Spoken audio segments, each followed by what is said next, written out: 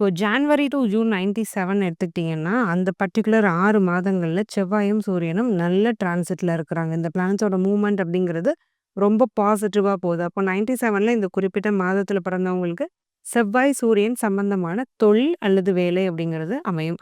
So வேலைன்னு நீங்க எடுத்துக்கிட்டீங்கன்னா, கண்டிப்பா தலைமை பதவி தான். சூரியன்னாலும் தலைமை தான், செவ்வாய்னாலும் தலைமை தான். எந்த ஒரு இண்டஸ்ட்ரியில ஒரு கடைநிலை ஊழியரா போய் இவங்க சேர்ந்தாலுமே, எப்பவும் போய் டாப் டயர் சீட்ட பிடிப்போம் அப்படிங்கிறது தான் இவங்க ஆம்பிஷனா இருக்கும். நெறைய பேர் இப்போ 97ல ஜாப் கரியர ஸ்டார்ட் பண்ணியிருப்பாங்க இல்லையா? பிரைவேட் செக்டார்ல ரிட்டயர்மென்ட் ஃபேஸ்ல வைஸ் பிரசிடென்ட், பிரசிடென்ட் ஆகி தான் இவங்க ரிட்டயர்ட் ஆவாங்க. ஸோ அந்த அளவுக்கு ஒரு சக்சஸ்ஃபுல்லான ஒரு கரியர ஒரு மேனேஜ்மென்ட் ரோல இந்த சூரியன், செவ்வாயுடைய அந்த ஸ்ட்ரென்த் அப்படிங்கிறது கண்டிப்பா கொடுத்துரும். செவ்வாய் ஸ்ட்ராங்கா இருக்கிறதுனால நெறைய பேர் மெடிக்கல் ஃபீல்டையுமே சூஸ் பண்ணியிருப்பாங்க. நெறைய டாக்டர்ஸ் இருப்பாங்க.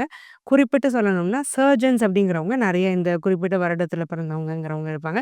எல்லா அமைப்பிலயுமே உள்ளவங்க இருக்கிறதுனால, இப்போ ஒரு டிஎன்பிஎஸ்சி எக்ஸாம்ஸ்லாம் எழுதி, ஒரு குரூப் 4ல உள்ள போறவங்க கூட நெறைய இருப்பாங்க. ஸோ அதுவுமே ஒரு கவர்மெண்ட் ஜாப் தான். இப்போ கடைநிலை ஊழியர்கள் நீங்க எடுத்துக்கிட்டீங்கன்னா, வியாபாரம் நடக்கக்கூடிய இடத்துல இருந்து சேல்ஸ் பண்றவங்க, ஹோட்டல்ல சர்வர்ஸா இருப்பாங்க. ஹார்ட் ஒர்க் பண்ணி தன்னுடைய வேலைய செஞ்சு அதன் மூலமா பொருள் ஈட்டக்கூடியவங்க. இவங்க எல்லாருமே நீங்க எடுத்துக்கிட்டீங்கன்னா, இந்த ஹோட்டல்ல வேலை செய்றவங்க, ஒரு கடையில பில்லு போடுறவங்க, கேஷியர்ஸ், பணம் புழங்கக்கூடிய இடங்கள்ல இருக்கிறவங்க, இந்த மாதிரியான வேலைகள் செஞ்சுட்டு வருவாங்க.